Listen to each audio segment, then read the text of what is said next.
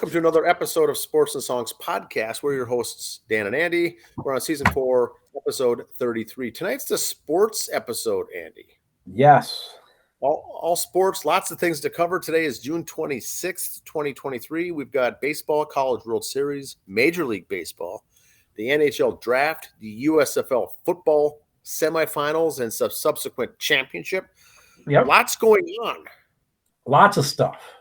Lots. Well, I'll start off with the trivia question. Hit it. I hope this doesn't impact your 80s stat of the week, but it relates to the 80s in baseball. Okay. Something we love and adore here on the show, right? Yes, and long for.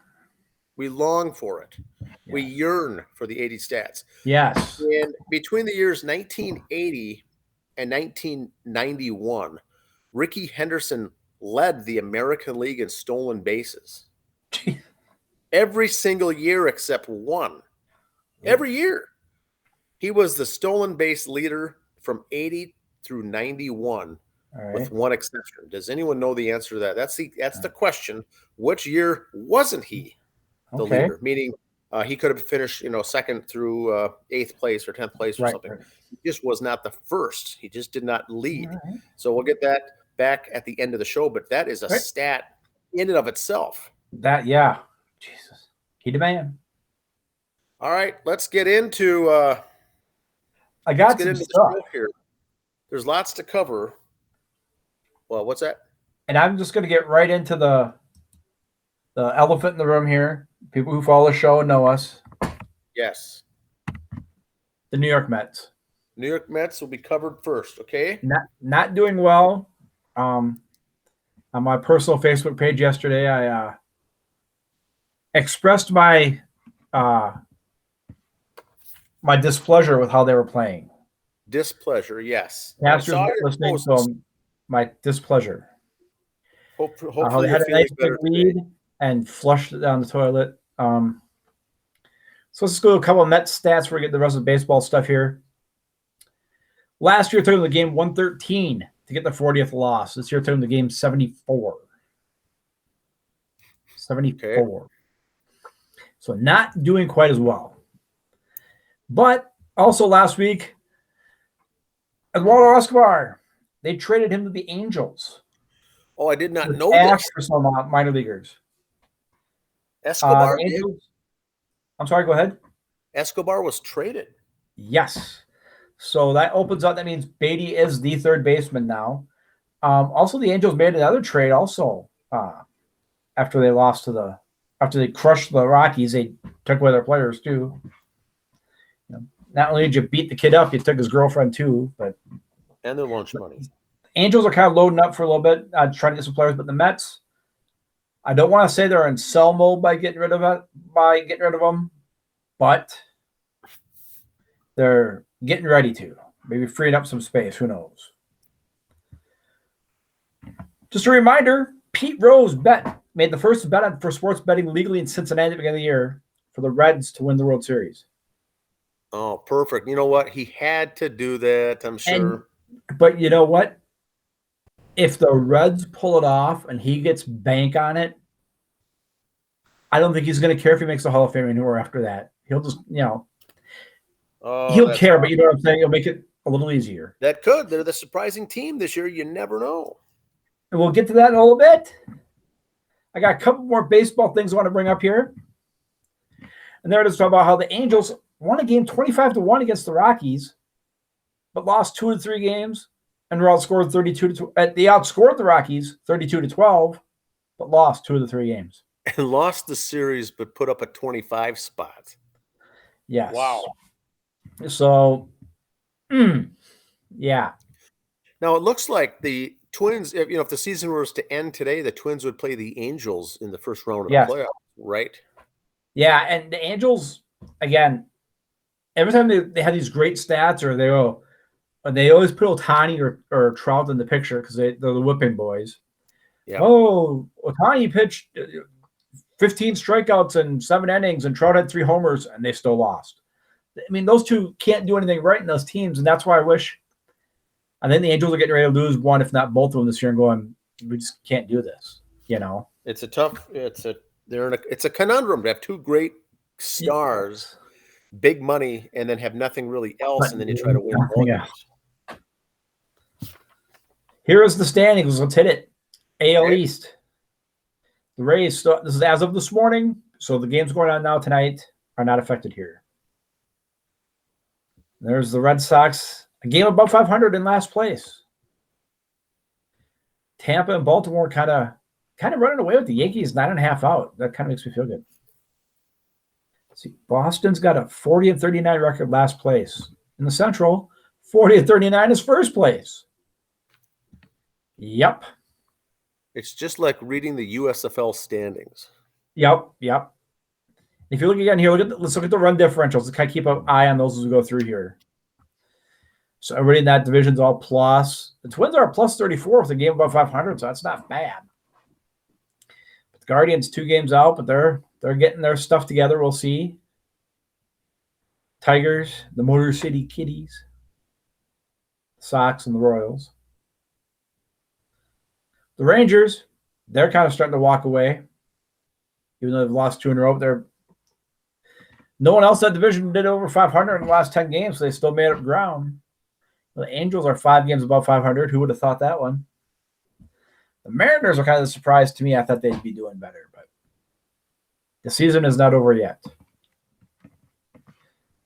The Mariners 2 games below 500, plus 24 in run differential. National League East, Marlins 9 games above 500, negative 15 in run differential. Just kind of having fun with that stat. How they post it. It's like all these other stats they come up with. It means absolutely nothing because making the playoffs is based on wins and losses, not on your WAR or your batting average on rainy days as a left-handed right fielder playing or whatever stat they come up with. The Mets, the way I look at it now with the Mets right now, they're 5 games behind the Phillies. 1 at a time. Yep. Just finish ahead of the Phillies, and I'm happy. The Central, there they are, the Reds, first place. It's only a half game, but you know what? You only need a half game to win the division, so there they are. And it'd be fun to watch that. No, they're 4 games above, negative run differential. Cubs 2 games below, 32 plus. I saw a good quote by Jim Cott yesterday. Yes. Said that in Major League Baseball, this was on the Dave Shamma website, said you really want to be in the Central Division. It doesn't matter if you're in the National or the American League, but if you're in the Central, that's where you want to be because it's a lot of very average teams. And the Pirates started out well at the beginning of the year, and now they're just kind of coming back to earth. Really thought there would be something, but they got that shortstop on DL, so we'll see. And we've got by the next time we do our next show next week, the season will be half over, and so now we'll be heading into the third quarter here next week. Yep. And the West, there's the Diamondbacks 2.5 up, still holding on. Giants 8-2 in the last 10, making a run. And there's everybody else. The wild card standings. Wild card: Orioles, Yanks, Blue Jays. Astros are a half game out, and the Angels 1 game out for the last wild card spot. And the National League, it's Marlins, Giants, Dodgers. Brewers 3 out, and the Phillies 3 out for that last wild card spot. So that's how those sit. Okay, now these aren't really 80s stats. These are things that happened in the 80s. It's a little tweak this week, but stuff I like. Okay.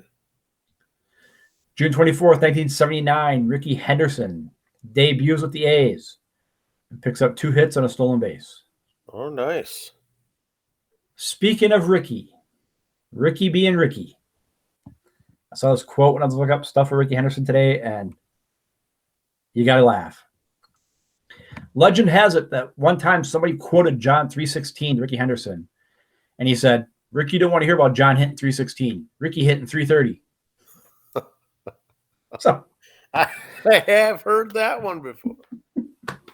You gotta love Rickey. Oh, he was a base coach for the Mets for a couple of years and worked out in the minor leagues. He's worked with the A's in their minor league system. Done a good job there, but just coaching just wasn't his thing. He likes helping out, kind of like Like a Paul Muller still helps out at Twins spring training and stuff. I think Rickey still goes to the A's spring training to help out, but he's not officially on a staff. Jim Palmer, Hall of Fame pitcher. Only pitcher to win a World Series game in 3 different decades, 60s, 70s, and 80s.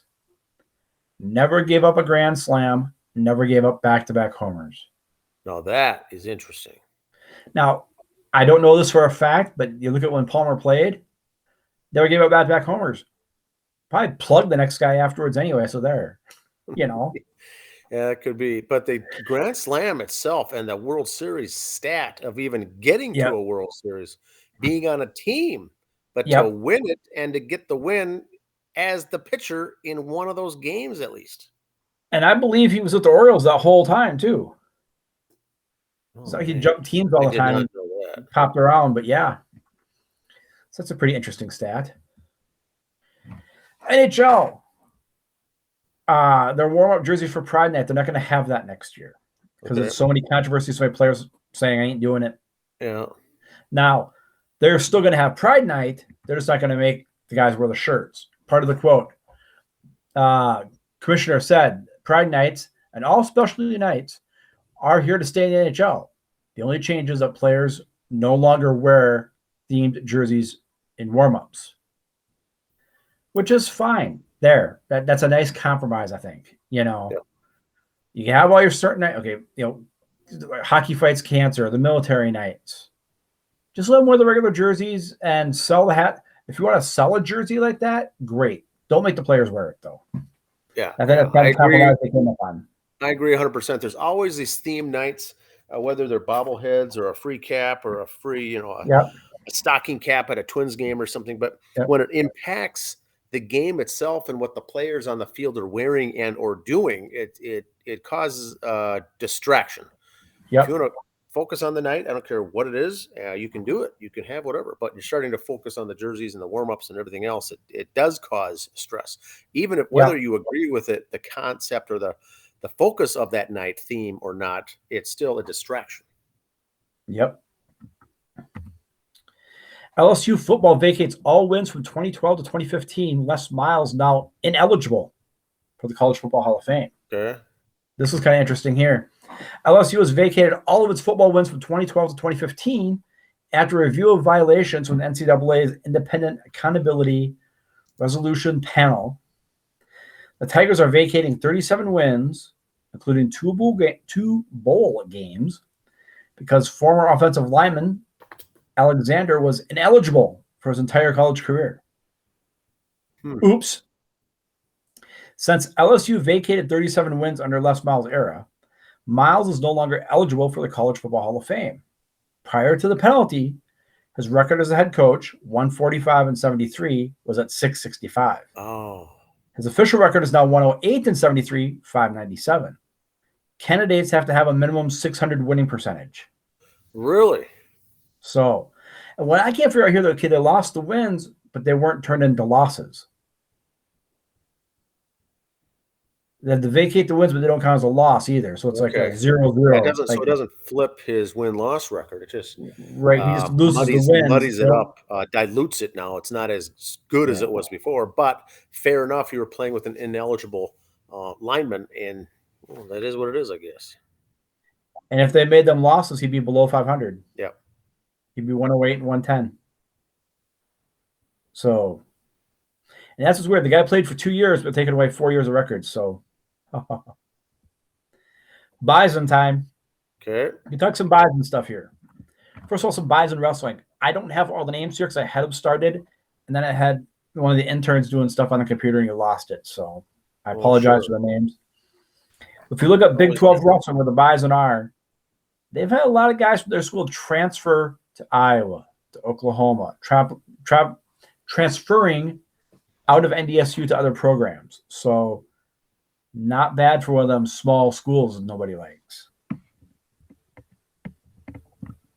Also, undrafted free agent Hunter Humke could now be one of the bigger wild cards in the entire rookie class for the Cowboys. This is off the Dallas Cowboys Facebook page. Hunter, as you know, is a running back at NDSU.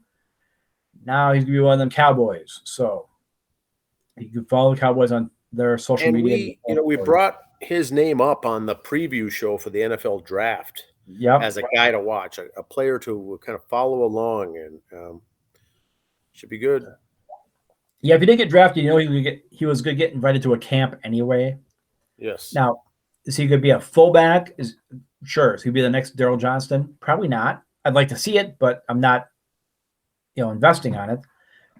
But he's a good kid, good player. It's a good experience for him. Best of luck to that small college boy, because those small colleges don't count.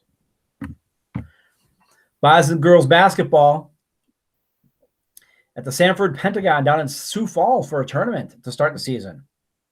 The Boys will be down in Sioux Falls playing Cretin on November 6th. That ticket information will be announced later. The game takes place the day after Alabama and Baylor on the 7th. So you want to go see some good women's basketball. The Bison, I think they made the NIT last year. Cretin's a good basketball team. Auburn and Baylor speak for themselves. So for some reason you want to go to Sioux Falls in November, catch a couple of basketball games. Wow. Some local news. Taking a page out of the local news stations here for considering this local news. NBA draft with a Minnesota tie. Miami Heat drafted Jamie Jaquez Jr. His mom is from northern Minnesota. That kind of makes him one of us. Brooklyn, New York is where the story comes from. Former UCLA, which will now be in the Big Ten, so really one of us now. Yes. Was drafted by the Miami Heat, the 18th overall pick on the NBA draft Thursday. There was likely cheering coming from western Minnesota by the Fargo-Moorhead area. His mom grew up there. They do come back every now and then. She said, quote, Angela says she passed Minnesota toughness on to her son. Wow. So that's interesting. Watch for this young man. He's one of us. His mom was one of us. He's got Minnesota blood in him. Dan's favorite part of the show. Yes, I'm looking forward to this specifically today. Now, Major League Baseball, they're trying to make fans want to come back to the game. We all want to go to the game when we could sit and enjoy ourselves, have a good time. Major League Baseball wants to try to bring it back. There's one thing you can do to bring it back, Major League Baseball. Morganna, the kissing bandit. Oh, yes. Morganna. If you bring her back, fans will show up. TV ratings will skyrocket. Morganna, for you young folks who don't know, she was a healthy gal. She'd run onto the field. And you see Nolan Ryan was sucking. The players all had a good time with it. Kind of. You'll find out later. They all had a good time with it. She could give him a kiss, and then the police would escort her off. It was a hoot. She did more than her shtick. Yep. She traveled all stadiums. It wasn't like always at one stadium. It was Fred Lynn, Nolan Ryan, Mattingly. Got George Brett twice. I think George Brett's proposing to her there. I'm not sure. Maybe he swallowed his chew. I'm not sure. She did get Kareem Abdul-Jabbar in basketball a couple times too, but she'd come on, give a kiss, all kind of on a dare to start with and everything else. Morganna, her birthday, July 4th. Of course, we covered up the year because we don't mention ages or weights for gals in the show. We don't do that, yes. No. Morganna, the kissing bandit in baseball and other sports from 69 through 99. Also billed as Morganna the Wild One when she appeared as a dancer in the 80s.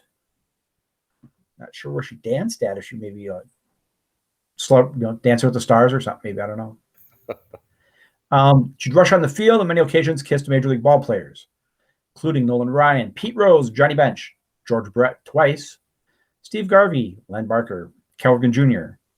She has been described as baseball's unofficial mascot and the grand dame of baseball. She also crashed some NBA games where Kareem Abdul-Jabbar was one of her most notable victims. Her on-field career began August 1969.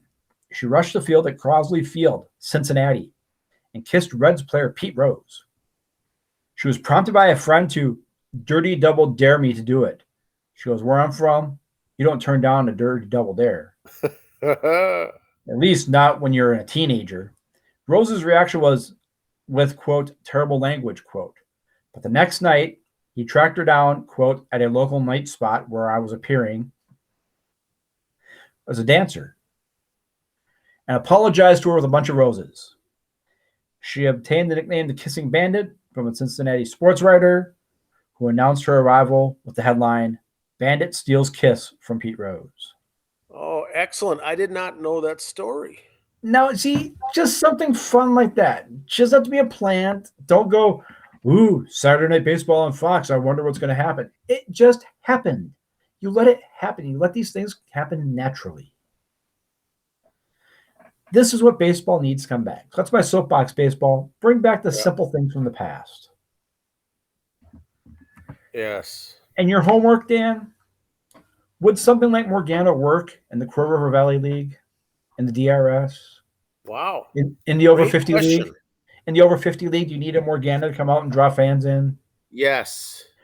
So your homework is to find the new Morganna for our local town ball teams. Well, we're trying to push the super fan concept here in the next couple of weeks at the Crow River. Get the super fans. We've interviewed the super fan in the NFL, and what these teams may need is a kissing bandit on some of these teams and some of these leagues. There are no security, we know, in the over 35 or the over 50 in town ball. You can certainly run out there and run off, and it could be harmless display of fun. And no one would care.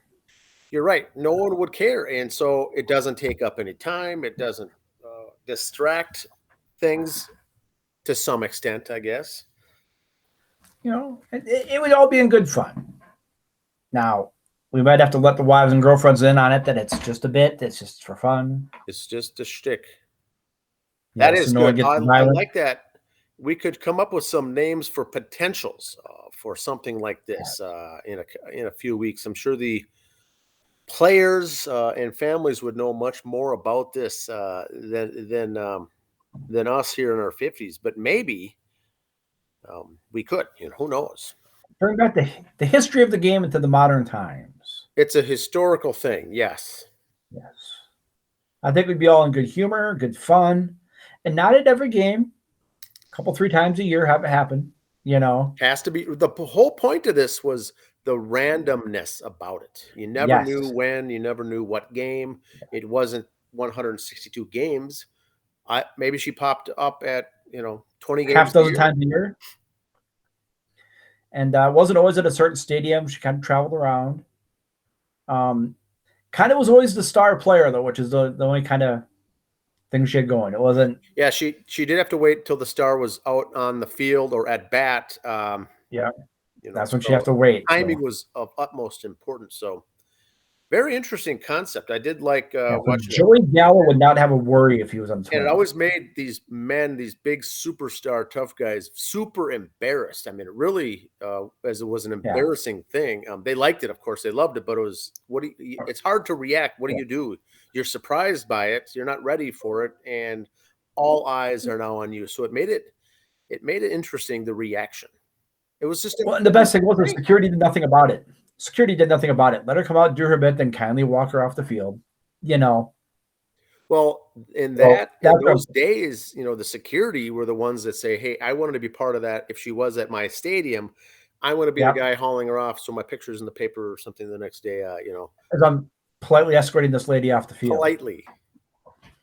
And you never know. I mean, was the security aware of it ahead of time? Hey, let her down on the field. We're going to do this. Yeah, I don't know. That's a great question. I don't know the answer to that, but it would be fun to find out some of the inside scoop. It's been on. It's old enough now that I'm sure she could come out or whatever and talk about. Well, no, because she said she's retired the Morganna bit and no longer doing press things for it. But what I mean is, it's late enough now. It's old enough now that she could do an interview and say, "Here's kind of how it worked," She did for Sports Illustrated on the 50-year anniversary of the first one. Okay. But she said, I've retired and just confirmed my retirement. I'll do this talking about it anymore. I know Connie has reached out to her to be on the show. So of course. We'll see how that turns out, but we have reached Interns would her. love it. I thought maybe if it'd be better if it came from Connie than us.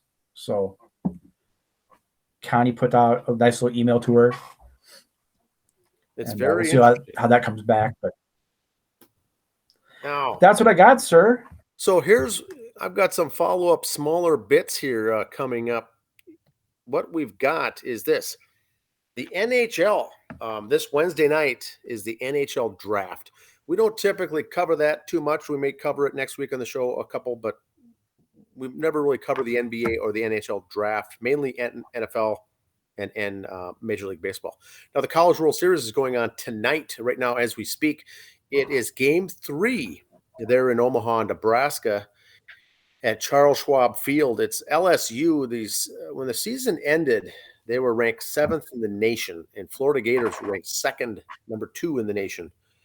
And they're battling it out there in Omaha. It's a best of 3. LSU won Game 1 in extra innings. Florida came back to win Game 2 in huge fashion by putting up, 24, 25 runs? Yeah, and that game by Florida winning the other day was there was only one other game in the entire final 8, if you will, that wasn't decided by 1 run before that game. Oh, so it was a 6-3 game on that one. So they've all been close games this whole World Series. Very close. The final and now 8 they're playing tonight for the championship. They're going on. It's going on, and LSU has got a sizable lead. They could be the champions. Now, USFL finished up. Pittsburgh won their division. Birmingham won theirs. And now Pittsburgh will face Birmingham championship game. That game is this coming Saturday, 7 p.m. Central Time, 7 p.m. Birmingham has a 9-2 record through 11 games. 9-2. They are the best team. I do believe they won it all last year. So they're facing a Pittsburgh team that's 5-6. So once again, a team that's under 500 in the championship game, like the USFL or like the XFL earlier this spring. You had a team that's less than 500 in it.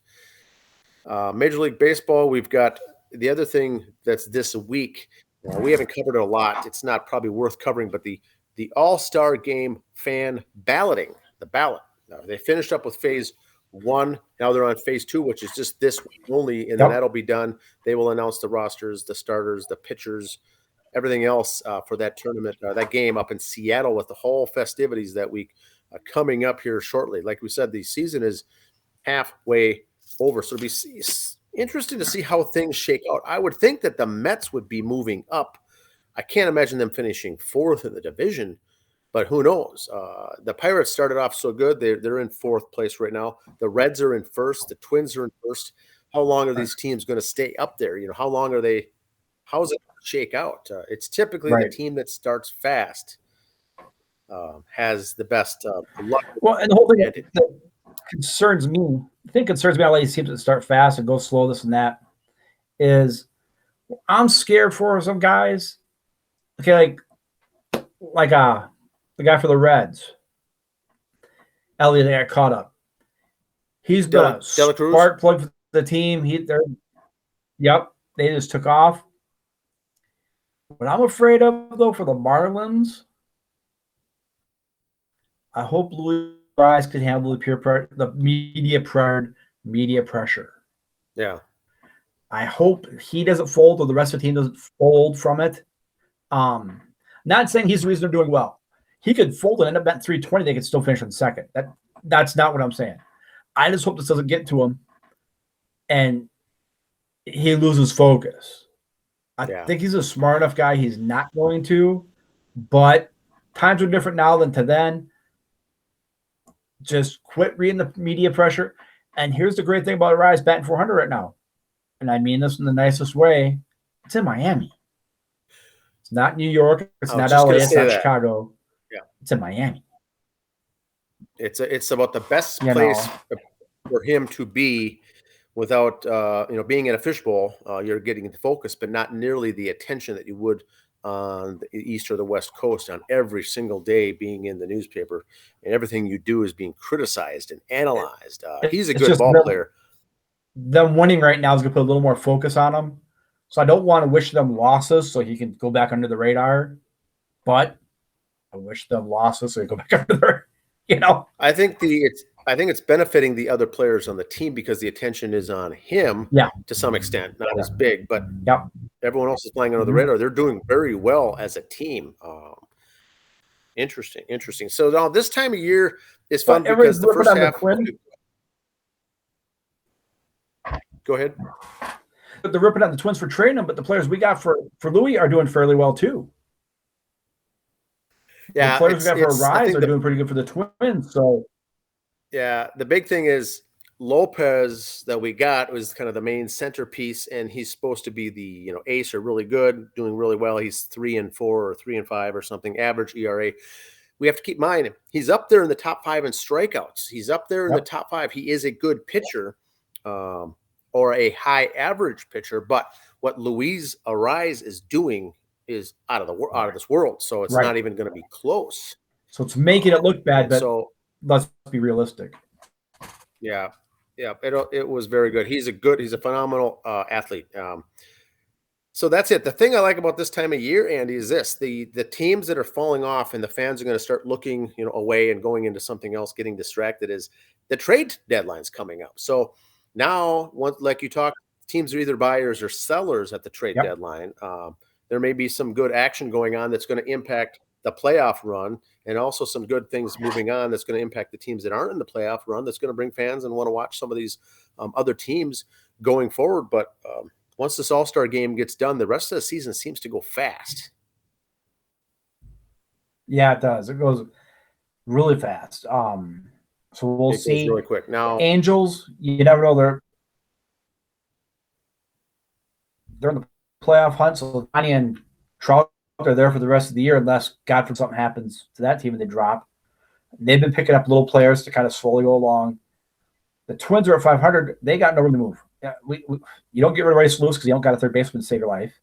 We don't really we have some guys in the minors to trade, but if the Saints are doing well in the minors, you don't want to take away from that either. So now, what do you think of the Dallas teams there? How their minor leagues?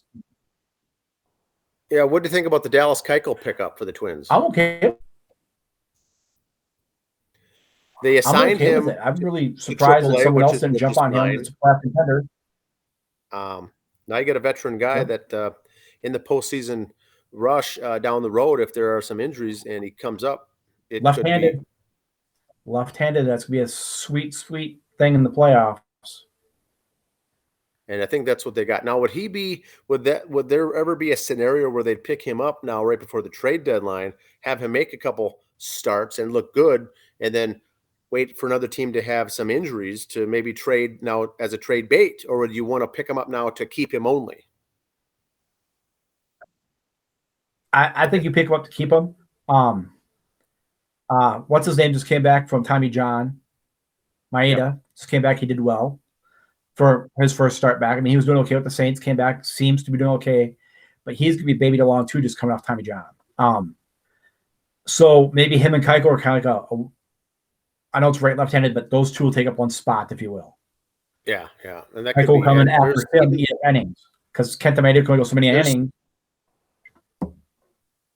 There's even talk of Maeda coming back and maybe not being a starter, maybe a long relief, a middle relief, kind of a good guy there in the middle because they have a lot of starters. It'll be interesting to see how this plays out. But Dallas Keuchel is an interesting pickup for the Twins. In fact, if you want to go see a Saints game in the next couple of weeks and he's pitching, it would be a hell of a chance to see a guy like him play, a former Cy Young. All right. Or not, but we'll see. That's true. That's all I've got for the week. The trivia. Answer for trivia question. Okay, I got a guess. Was it a strike shortened season? Oh, good question. I don't know. No, it was not. Was it? Okay. Rickey Henderson. That'd be the exception. Rickey Henderson led the American League in stolen bases from 90 to 90 or 80 to 91. Every single year he led the stolen base category except for one. There's 1 year in there that he wasn't the leader. Can you name the year? I'd say 84 because of the strike, or 80 or 90 because of the strike. So The answer that was strike year I got that. It was 1987, not a strike year, but someone else led the league, and I think it was it Harold Baines? Harold Reynolds. Harold Reynolds. Reynolds led, the only person other than Rickey Henderson to lead the stolen base category in the American League was Harold Reynolds, other than Rickey Henderson. That's a phenomenal stat. Wow.